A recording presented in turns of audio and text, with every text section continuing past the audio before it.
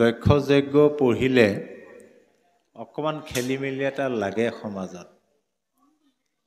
ইয়াত শিৱকেই সৃষ্টিকৰ্তা, পালনকৰ্তা, সংহাৰকৰ্তা দেখুৱাইছে। শিৱকেই ঈশ্বৰ দেখুৱাইছে। আকৌ আৰম্ভণিতে কি বুলি ক'লে?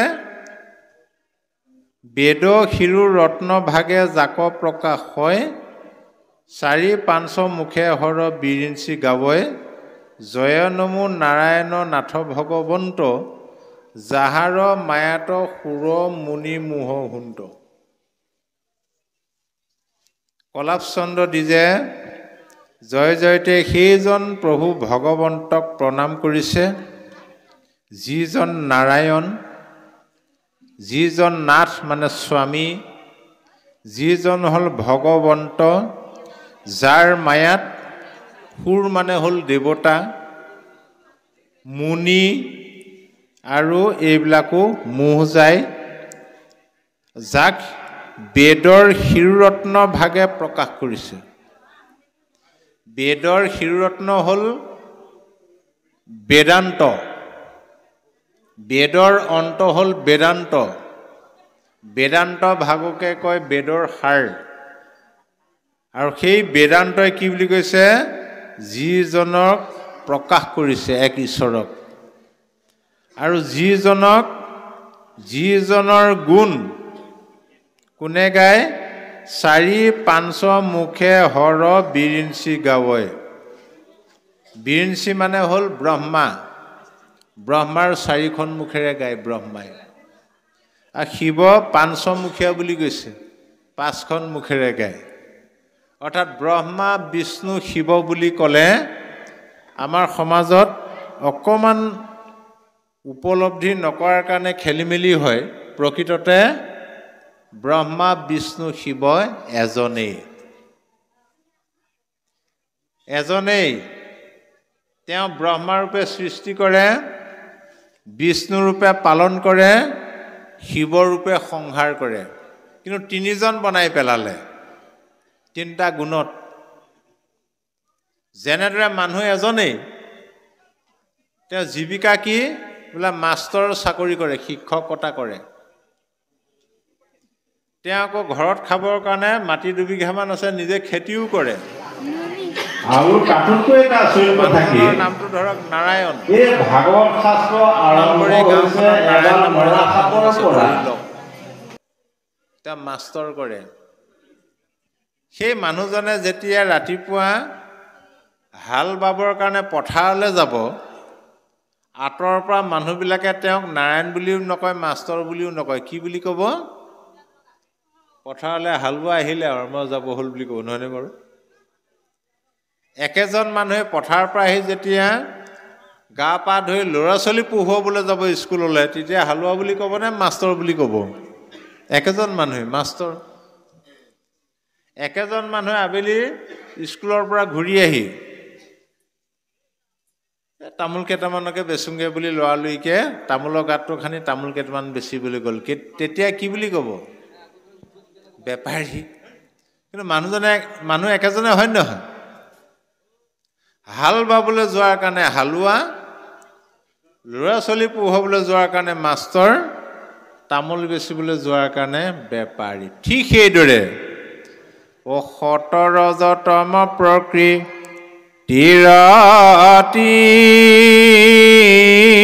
নিগুণে ধৰা ৩ মূৰ্তি একে পুৰুষয়াপনে।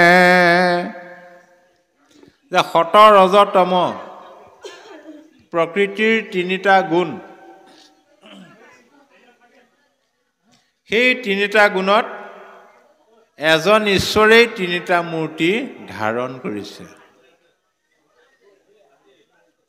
ৰজোগুণে ব্ৰহ্মা হৈয়া সচৰাচৰ, সতগুণে বিষ্ণু ৰূপে পালা নিৰন্তৰ।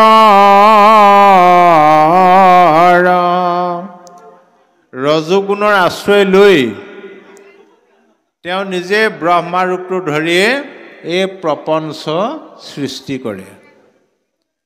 যেতিয়া সৃষ্টি হ'ল আকৌ পালন কৰিবলগীয়া হ'ল, সত্ৰগুণে বিষ্ণু ৰূপে তেওঁ জীৱৰ হৃদয়ত প্ৰৱেশ কৰি এই জড় জগত চৈতন্য কৰি ৰাখিছে, অৰ্থাৎ জড় জগতখন তেওঁ পালন কৰি আছে। যেতিয়া সংহাৰ কৰিব হ'ব, তমগুণে ৰুদ্ৰৰূপে সৃষ্টি সংহাৰন্ত, তিনি গুণে তিনি মূৰ্তি একে ভগৱন্ত। তমগুণৰ আশ্ৰয় লৈ তেওঁ নিজেই ৰুদ্ৰ ৰূপটো ধাৰণ কৰি শিৱ ৰূপটো ধাৰণ কৰি প্ৰপঞ্চ সংহাৰ কৰে। এতিয়া তিনিটা গুণত তিনিটা মূৰ্তি, এজনেই ঈশ্বৰ। কিন্তু শাস্ত্ৰই আমাক কি বুলি ক'লে? যদ্যপি ভজনী হুন্ত তিনি ঈশ্বৰ, তথাপিতো বিষ্ণু তেখে সিদ্ধি মনুষ্যৰ।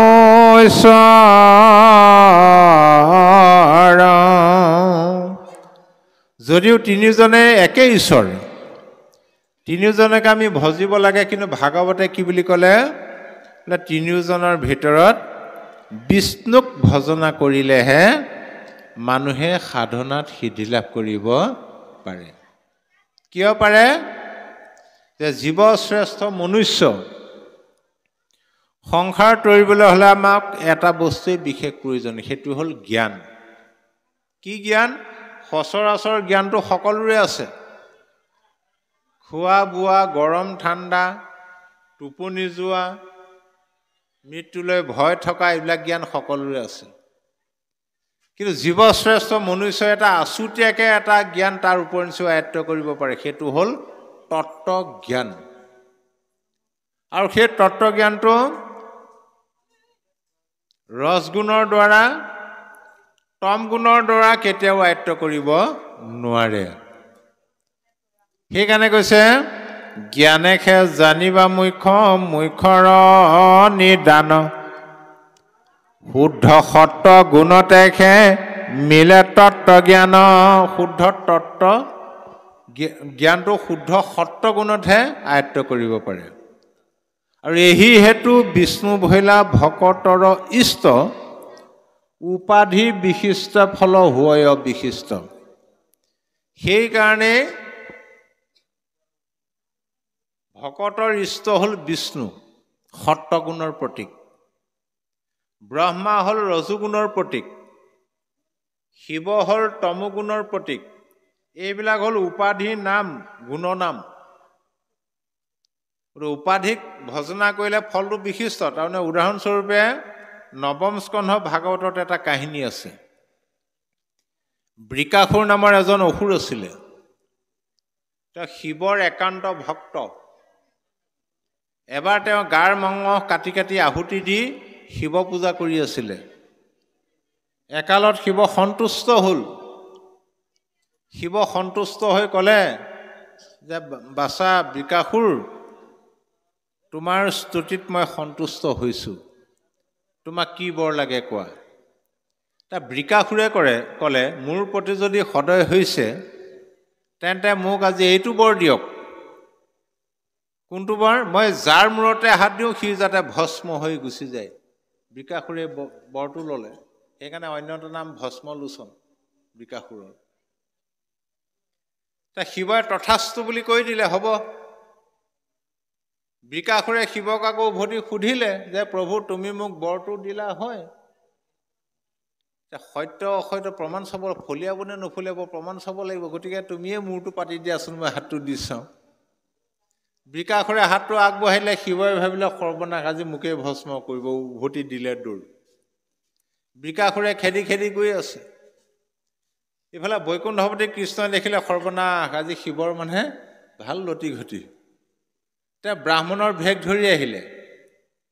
বৃকাসুৰক ৰাখি সুধিলে, কি হ'ল কথাটো? বোলে এনেকুৱা এনেকুৱা কথা। এই বোলে অকৰাটো, তুমি দেখোন নিজৰ মূৰতে হাতটো দি চাব পাৰা। সি নিজৰ মূৰত হাতটো দি দিলে লগে লগে ভস্ম হৈ গুচি গ'ল। ইফালে আকৌ প্ৰহ্লাদে বিষ্ণুক ভজনা কৰিলে, হিৰণ্যকশিপুৱে ব্ৰহ্মাক ভজনা কৰিলে। কি বৰ ল'লে? অমৰত্ব বৰ। এতিয়া এওঁলোকৰ বৰটো ফলিয়ালে নে নফলিয়ালে? কাৰ গাত ফলিয়ালে কওকচোন বাৰু।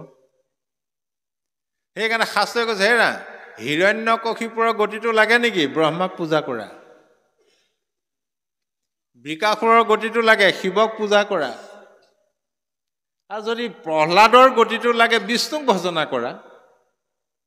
তথাপিও গুৰুজনে দেখিলে মানুহে ইমান গীতাত যেনেদৰে কৃষ্ণদেৱে তন্নকে কোৱাৰ পিছতো অৰ্জুন সিদ্ধান্তলৈ আহিব পৰা নাছিল, গুৰুজনে ভাবিলে মানুহ খুব সিদ্ধান্তলৈ আহিব ইমানবোৰ কাহিনীৰ মাজত।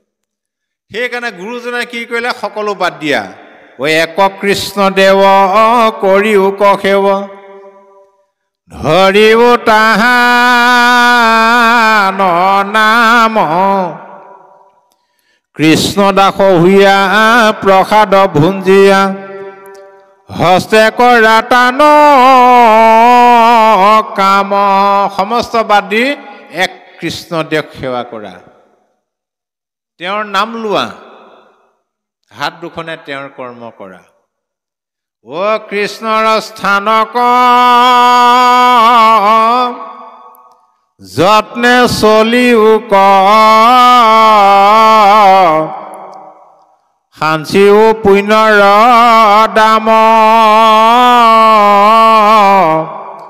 কৃষ্ণৰ কিংকৰে ৰচিলা শংকৰে, ডাকি বোলা ৰাম ৰাম। কলৈ যোৱা? কৃষ্ণৰ স্থানলৈ যোৱা। কৃষ্ণৰ স্থান ক'ত?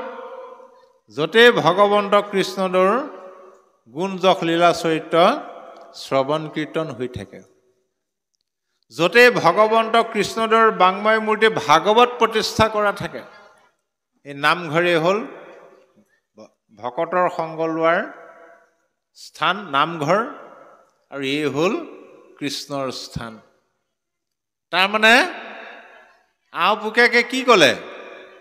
বেলেগলৈ নাযাব, অন্য দেৱ দেৱ নকৰিবা, সেই গৃহো নপঢ়িবা তাৰ, মূৰ্তিকো নচাবা, প্ৰসাদো নখাবা, ভক্তি হৈব বিচাৰ। ইমান সহজ সৰল, সাধাৰণ LP স্কুলত পঢ়ি থকা ল'ৰা ছোৱালীও বুজি পাব। তাকে আকৌ আমাৰ পণ্ডিতে পায় বোলে অন্য দেৱী দেৱ মানে আমুখে তামুখে কৈ সমাজত বিভ্ৰান্তি। সেইকাৰণে এই বিভ্ৰান্তিবিলাক গুৰুজনা দূৰ কৰি থৈ গৈছে। কিন্তু ঈশ্বৰৰ নামৰ পৰা আমি সুফল পাবলৈ হ'লে আমাক কিন্তু এটা বস্তু বিশেষ প্ৰয়োজন হ'ব, সেইটোৱে হ'ল নামৰ প্ৰতি থকা সুদৃঢ় বিশ্বাস। বিশ্বাসে নামৰ কক্ষা, বিশ্বাস নভৰিলে নামে নকৰন্ত ৰক্ষা। মনত ৰাখিব, যিমান দামী ঔষধেই নহওক, আপুনি যদি ঔষধটো খাবলৈ লয় ভাল হ'ব জানো? কেতিয়াও নহয় ভাল। কম দামী ঔষধে হওক, যদি বিশ্বাসেৰে খায় ভাল হ'ব। আৰু নামক বিশ্বাস কৰিবলৈ হ'লে আকৌ অন্ধবিশ্বাসবিলাক এৰিব লাগিব, কুসংস্কাৰবিলাক এৰিব লাগিব। আমাৰ সমাজত এতিয়াও অন্ধবিশ্বাস কুসংস্কাৰ চলি আছে। এই ছোৱালী যেতিয়া গাভৰু হয়, আমাৰ গাঁৱলীয়া ভাষাত নোৱাই তোলনি বিয়া বুলি কয়, নহয়নে বাৰু? ইয়াত বিয়া শব্দটো আহিবই নোৱাৰে। বিবাহ শব্দটোৰ অৰ্থ হ'ল সম্বন্ধ। যদি ছোৱালীজনী তোলনি বিয়া পাতিছে, তেতিয়াহ'লে সম্বন্ধটো কাৰ লগত ঘটিলে? কোনো হিন্দু শাস্ত্ৰত এজনী ছোৱালীৰ দুখন বিয়া ধুমধামেৰে পতা কথা উল্লেখ নাই। প্ৰকৃতিৰ নিয়ম, ছোৱালী গাভৰু হ'ল আৰু ল'ৰা ডেকা হ'ল আৰু আকৌ বিয়া পাতিবলগীয়া কথা আছে নেকি? বিভিন্ন যুক্তি, বিয়া দিবলৈ নাপাবও পাৰোঁ। ছোৱালী গাভৰু হ'ল, আইসকলে গোট খাই কীৰ্তনে ঘাটাই পঢ়ি বুজাব পাৰে, আগতে এনেকুৱা আছিলি, এতিয়াৰ পৰা এনেকুৱা নহবি, এনেকুৱা নাখাবি, আমুক কৰিবি। এতিয়া বুজনি এটা দিব লাগে। এতিয়া বৰ বিয়া, আৰু সেই বিয়াখন পাতিবলৈ যাওঁতে আইসকলে কিমান পুৰণিকলীয়া মানে ৰীতি নীতিৰ আশ্ৰয় লয় নলয়। কিছুমান অন্ধবিশ্বাস কুসংস্কাৰ য'ত কোনো বিজ্ঞান নাই সেইবিলাক পালন কৰে এতিয়াও আমাৰ সমাজত চলি আছে শনিবাৰ মঙ্গলবাৰ সোমবাৰ বৃহস্পতিবাৰ চলে নচলে খুব মানে বাৰবিলাক শনিবাৰে মঙ্গলবাৰে দাড়ি চুলি নখ কাটিব নাপায় বাঁহ কাটিব নাপায় ক'ত লিখা আছে গ্ৰহৰ ভিতৰত আটাইতকৈ ধুনীয়া গ্ৰহটো হ'ল শনি গ্ৰহ শনিবাৰে কৰা কাম ধুনীয়া হ'ব নে বেয়া হ'ব তেতিয়াহ'লে আকৌ মংগল শব্দটো অমংগল কৰি পেলালে যদি কোনোবাই কয় আবেলি দাড়ি চুলি নখ কাটিব নাপায় সেইটো মানিব পাৰি তাত বিজ্ঞান আছে আহাৰ খোৱাৰ পিছত দাড়ি চুলি নখ কাটিলে চকু দৃষ্টি কমিব পাৰে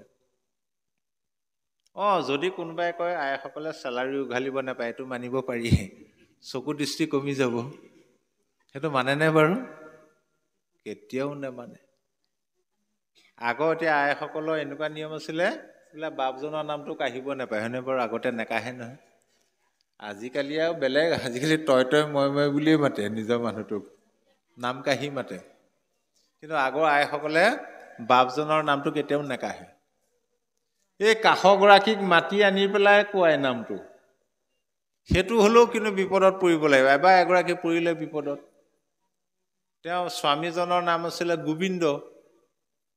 গোবিন্দ আকৌ গোটেই অঞ্চলটোৰ ভিতৰতে নামতি এজনী তেওঁ নহ'লে নামেই নচলে আইগৰাকীও ভাল নামতি এবাৰ মানে বহল সমাজলৈ নিমন্ত্ৰণ হ'ল গোবিন্দৰ নামৰ দায়িত্ব পৰিল গোবিন্দ আকৌ কাহ চৰ্দি হৈ মাতো বহি আছিলে আইগৰাকীক ক'লে এদিন হেৰা আমুক বাৰে তোমাৰ ক'ৰবাত নিমন্ত্ৰণ আছে নেকি বোলে নাই মোৰ লগতে ওলাবা আহে মই আমুক গাঁৱৰ নামঘৰত নাম আছে মাতো বহি আছে তুমি আইসকলৰ মাজত বহি টানি দিবা নামষাৰ উঠি যাব বোলে হ'ব চাইকেলৰ ক্ৰিয়াত জাপ মাৰি উঠি বহিল আৰু নামৰ জেগা পালেহি গোবিন্দ নামৰ এখনত বহি ল'লে আইগৰাকী আইসকলৰ মাজত বহুৱাই ইংগিতটো দিলা ধৰিবা দেই হ'ব ধৰিম বাৰু গোবিন্দই মনে মনে ভাবিলে চতুৰ্মিংশতি অৱতাৰ এভাগ দিল বুলি জয় হৰি গোবিন্দটো দিলে লগে আইগৰাকীয়ে মুখে নেমাতিলে নহয়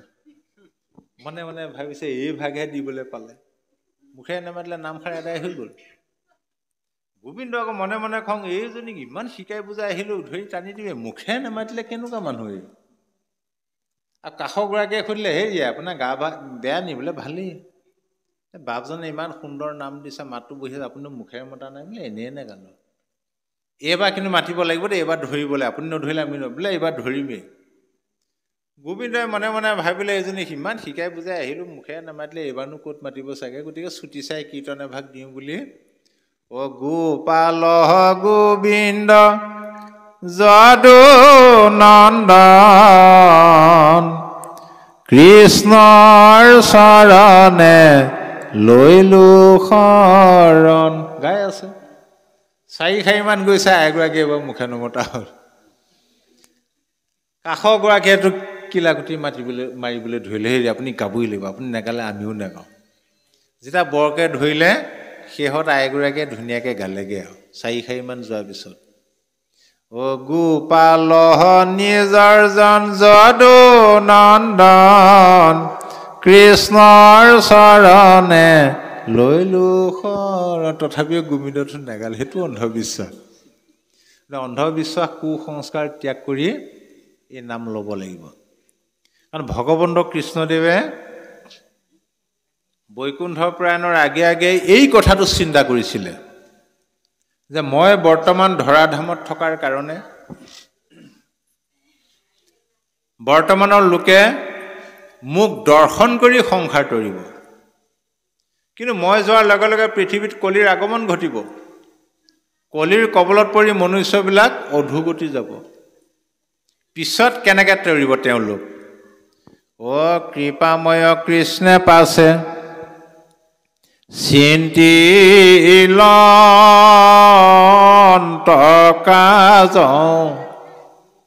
মুক দৰ্শনে নিষ্ঠা ৰিবে হিৰাজ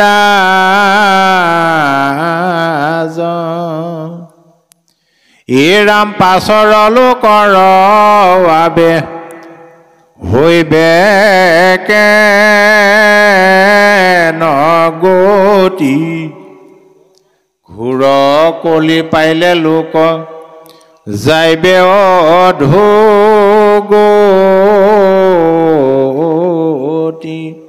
এই হিত চিন্তাটো কৰিয়েই তেওঁ মাত্ৰ তেতিয়া এটাই উপায় পালে, ঐ হেন হিত চিন্তি পাছে কৃপাময়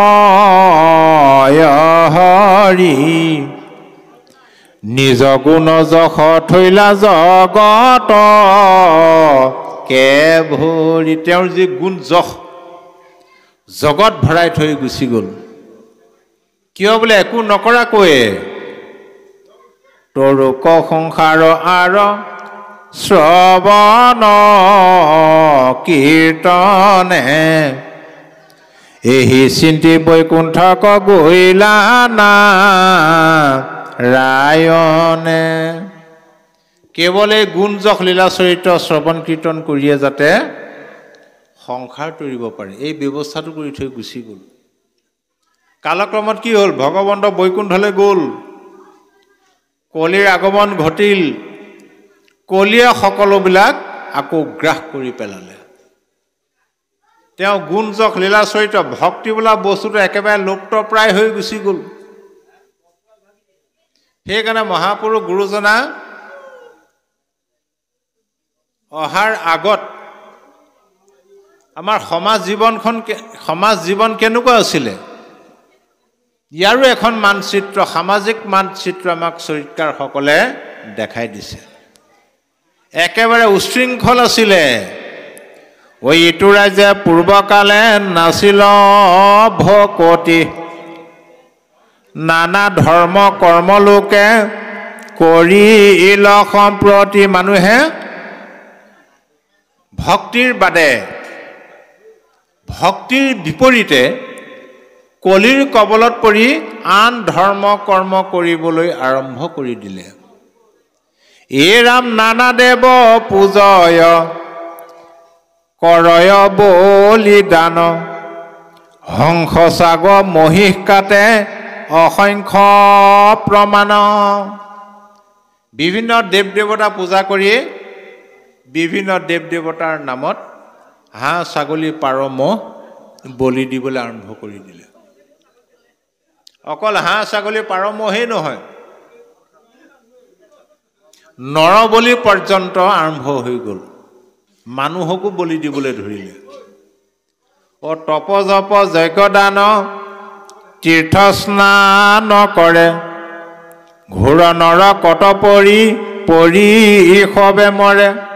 তপ জপ যাগ যজ্ঞ পূজা পাতল হোমব্ৰত তীৰ্থস্নান কৰিছিলে, কৰি কিন্তু নৰকলেহে যাবলৈ আৰম্ভ কৰি দিলে। তেতিয়া আকৌ এবাৰ ভগৱন্ত কৃষ্ণদেৱে আমাৰ কাৰণে চিন্তা কৰিলে, এইবাৰ বৈকুণ্ঠৰ পৰাই চিন্তা কৰিলে। তল গৈল লোক কলি পাপ সাগৰত, কৃপাময় কৃষ্ণে চিন্তা কৰিব বৈকুণ্ঠ।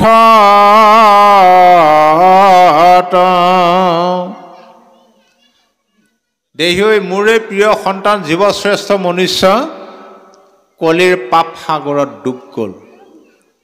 এতিয়া মই কেনেকৈ উদ্ধাৰ কৰোঁ, এই বুলি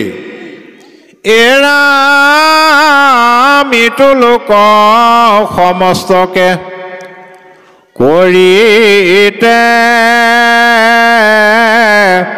উদ্ধাৰ, শংকৰ মাধৱ ৰূপে ভৈলায় অৱতাৰ।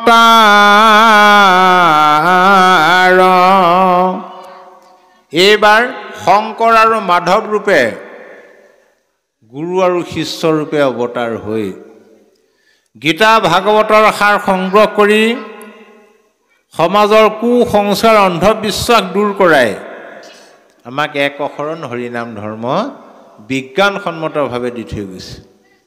এই ধৰ্ম বিজ্ঞানসন্মত বাস্তৱবাদ, সকলোকে আহ্বান জনালে, হেৰা তোমালোক জীৱ শ্ৰেষ্ঠ মনুষ্য, এই সংসাৰলৈ আহিছিলা নামৰ বেহা কৰিবৰ কাৰণে। আমি প্ৰত্যেকেই বেপাৰী। আমি কিহৰ বেপাৰী? বোলে নামৰ বেপাৰী। মূল লক্ষ্য উদ্দেশ্য আমি নামৰ বেহা কৰিবলৈ আহিছিলোঁ। সকলো পাহৰি গ'লোঁ। আকৌ গুৰুজনাই নিজে নামৰ দোকান খুলি নামৰ বেপাৰ কৰি আমাক দেখুৱাই থৈ গৈছে।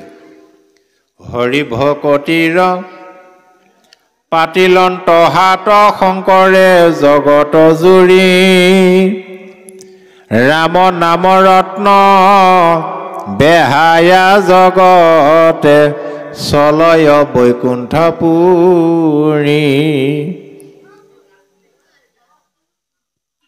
আকৌ আমাক আহ্বান জনাই থৈ গৈছে, সকলোৱে বেপাৰত লাগি যোৱা। মই বেপাৰ কৰি দেখুৱাই দিলোঁ, দোকান খুলি দিলোঁ। গতিকে গুৰুজনাই নামৰ দোকান খুলি থৈ গৈছে। আমাৰ মাত্ৰ এটাই কৰ্ম হ'ব লাগে, আমি একোজন গ্ৰাহক হ'লেই হৈ গ'ল, কাষ্টমাৰ হ'লেই হৈ গ'ল। কিন্তু এই কথাটো বুজি নাপায় আমাৰ মাজৰে বহুতে কি কৰিলে, নিজে দোকানী হ'বলৈ বিচাৰিছে। সেইকাৰণে সমাজত এতিয়া গণ্ডগোল। সেইকাৰণে গুৰুজনাই কৈছে, বেখায়ো ভাৰতে হাত আউৰ বেলি নাতে, চলিতে নিকট ভয়ো ভৰা দিয়া জানতে। এৰা বেপাৰত লাগি যোৱা, বেলি বেছি নাই, বোজাটো দিয়া। নামঘোষা লিখিছে, ভাৰতবৰ্ষ হ'ল এখন ৰত্নৰ দ্বীপ, মনুষ্য শৰীৰ হ'ল এখন উত্তম নৌকা, নাও। ৰাম নাম হ'ল মহাৰত্ন। এই বাণিজ্যটো পায়ো বা এই বাণিজ্যটো পায়ো যি কৰিব পৰা নাই, তেওঁতকৈ দুখী মানুহ পৃথিৱীত নাই। ভাৰতৰ নৰদ্বীপ মনুষ্য শৰীৰ নৌকা, ৰাম নাম মহাৰত্ন সাৰ, হেনয় বা নিজ পাই যিটো জীৱ নতৰয়, তাত পৰে দুখী নাহি আৰ। গতিকে বেপাৰত লাগি যোৱা, কিন্তু সাৱধান। ভাৰত হাতত আছে অনেক দোকানী, নিচিনি কিনিলে পোনো মিলিবে বিঘিনি। এই ভাৰতবৰ্ষত নামৰ দোকানী বহুত আছে, নিচিনাকৈ কিনিলে কিন্তু বিঘিনি ঘটিব পাৰে। কিয়নো জৈতে তৈতে নথা কয়ৰ ৰাম নামৰ ৰত্ন, মহন্ত দোকানী ৰাখে কৰি মহাযত্ন। এই ৰাম নামৰ ৰত্ন বোলে য'ত ত'ত নাথাকে, মহন্ত দোকানীয়েহে যত্ন কৰি ৰাখে।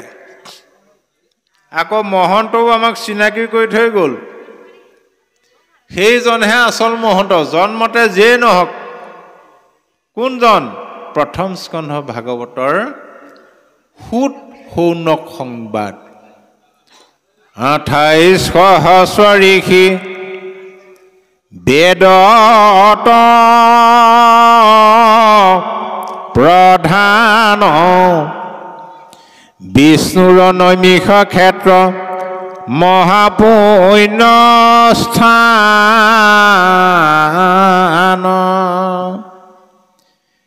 এৰা মান্য কৰি সুতক পাতিলা সত্ৰ তথা শৌনক প্ৰমুখ্যে শুনে ভাগৱত কথা।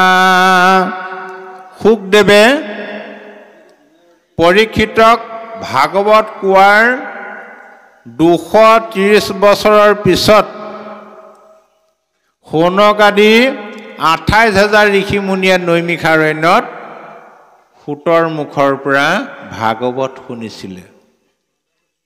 যিদিনা সূতক আমন্ত্ৰণ কৰি আনিলে সেইদিনা সূতে আনন্দৰ চকুলো টুকি টুকি শৌনক আদি ঋষিসকলক কৈছিলে কি বুলি? মোৰৈ আজি মহাহৰি শৰণাহি সীমা পৰম আশ্চৰ্য কিনো সন্তৰ মহিমা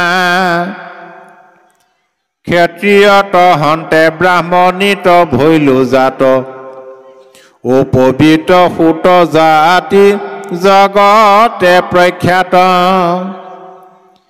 হেনময়ী মোৰৈ আজি জন্মৰ সম্ফল তোমাষাৰ সংগে মোক কৰিলে নিৰ্মল। মোৰ আজি আনন্দৰ সীমা নাই। সাধু সন্ত মহন্তৰ কিমান মহিমা, ইমান দিনে জগতৰ মানুহে মোক অপবিত্ৰ বুলি ঘৃণা কৰি আহিছিলে, কিয়নো ক্ষত্ৰিয়ত হন্তে ব্ৰাহ্মণিত ভৈলো জাত অপবিত্ৰ সুত জাতি জগতে প্ৰখ্যাত। জগতৰ মানুহে মোক অপবিত্ৰ বুলি ঘৃণ কৰিছিলে। যিজন সুতে নিজকে স্বীকাৰ কৰিছে জগতৰ মানুহে মোক অন্ত্যজ বুলি ঘৃণা কৰে, সেইজন সুতক শৌনক আদি ঋষিসকলে কি বুলি সম্বোধন জনালে? হে মহামানী সুত, আজি আমি মহাভাগ্যৱান, কিয়নো তোমাৰ দৰে এজন মহামহন্তক লগ পালো।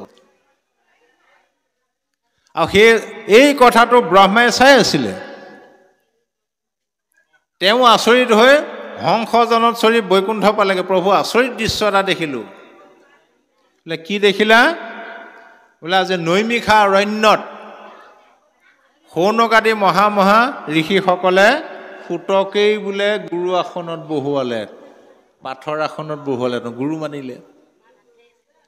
এই কথাটো কৈ দিয়াৰ লগে লগে কৃষ্ণই ক'লে, তাৰ পৰা কি হ'ল? বোলে নহয় প্ৰভু, তেওঁতো অন্ত্যজ জাতি। যেতিয়া সুতক অন্ত্যজ বুলি কৈলে সেনা কৃষ্ণই ব্ৰহ্মাক কি বুলি কৈছে? হেৰা ব্ৰহ্মা, ব্ৰহ্মাক সম্বোধি হেন মাধৱে বলিলা মোৰ ভকতৰ কিয় জাতি বিচাৰিলা চণ্ডালে ভজয় ভক্তি কৰিয়া আমাত মুত কৰি শ্ৰেষ্ঠ সিটো জানিবা সাক্ষাৎ। জাতত চণ্ডাল হ'লেও তেওঁ যদি মোক ভক্তি কৰিছে মোতকৈও শ্ৰেষ্ঠ বুলি তুমি জ্ঞান কৰিবা। সেইকাৰণে সেইজন মহন্ত কোন মহন্তৰ দোকানত থাকে? সাধু দোকানীৰ সংগে কৰিয়া যতন যাৱে বেলি তাৱে লেহো ৰাম নামৰ তন বেখায়ু ভাৰতে হাত আউৰ বেলি নাতে। গতিকে গুৰুজনাই এই সাধু ভকতৰ সংগ লৈ এই নামৰ বেহা কৰিবলৈ আমাক আহ্বান জনাইছে। শাস্ত্ৰ যিমানেই পঢ়ক সকলো শাস্ত্ৰৰ প্ৰথমতে পাব এটা তত্ত্ব,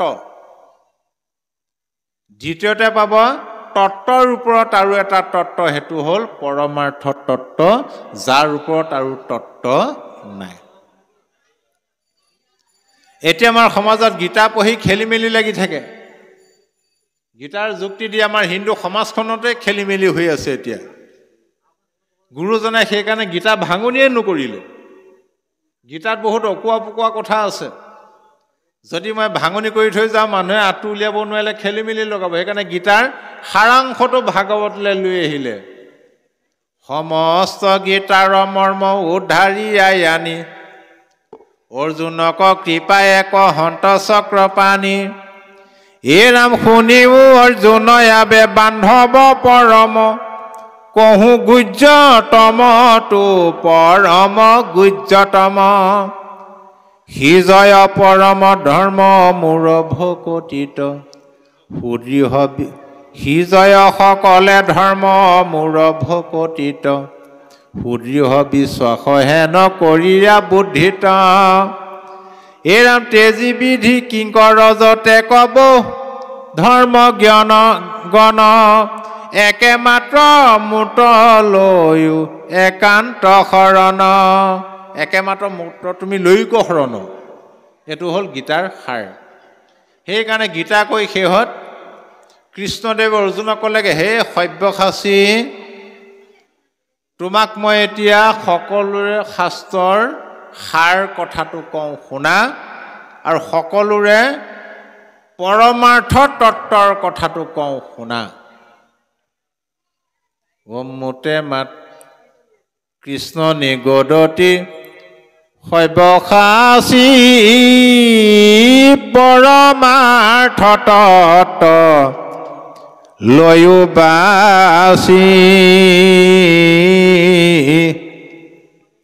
সুদৃঢ় বিশ্বাসে শৰণ লৈও আমাত।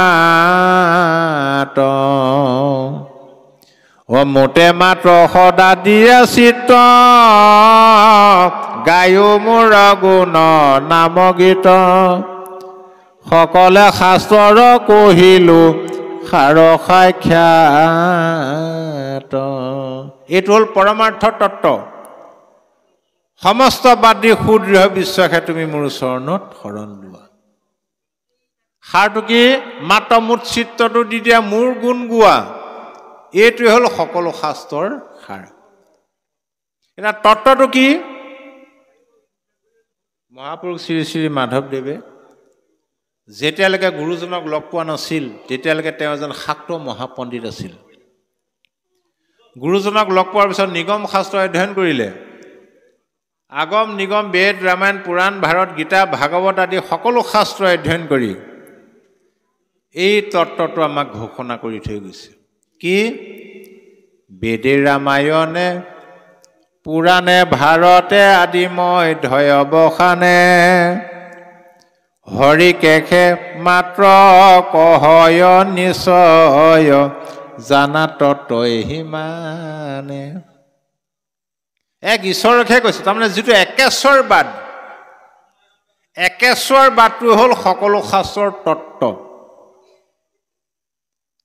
আজি ইছলাম ধৰ্মীসকলেও এক আল্লাক মাতে, খ্ৰীষ্টানসকলেও এক গডক মাতে। আমাৰ হিন্দু শাস্ত্ৰৰ মতেও আমাৰ ঈশ্বৰ এজনেই। আমাৰ হিন্দু বহুত পণ্ডিতে কৈছে, হয়, ব্ৰহ্ম সত্য জগত মিথ্যা। ব্ৰহ্ম সত্য জগত মিথ্যা, মিছা। সেই ব্ৰহ্মটো কোন? ভাৰতবৰ্ষৰ কোনো এজন মহাপণ্ডিতে স্পষ্টভাৱে আমাক আঙুলিয়াই দিব নোৱাৰিলে। মাত্ৰ আমাক গুৰুজনেহে আঙুলিয়াই দি থৈ গ'ল। হেৰা গোৱালিৰৰ ঘৰে গৈয়া বোলে ব্ৰহ্ম চিনি ধৰা। সেই ব্ৰহ্মটো ক'ত? কৃষ্ণৰূপে অৱতাৰ হৈ লীলা কৰি আছে গোৱালি ঘৰলৈ যোৱা। সেই ব্ৰহ্ম কোন? কৃষ্ণ একদেৱ দুখহাৰী, কাল মায়াদীৰ অধিকাৰী। স্পষ্টভাৱে কৈ থৈ গ'ল। এইটো হ'ল তত্ত্ব। সেই একেজন ঈশ্বৰক কি উপায়েৰে সন্তুষ্ট কৰিব পাৰি, এইটোৱে হ'ল পৰমাৰ্থ তত্ত্ব। সেইকাৰণে মাধৱদেৱে পৰমাৰ্থ তত্ত্ব ঘোষণা কৰি দিলে। শুনা পৰমাৰ্থ তত্ত্ব শ্ৰীমন্ত শংকৰ মত ধৰিও ক সজন সকল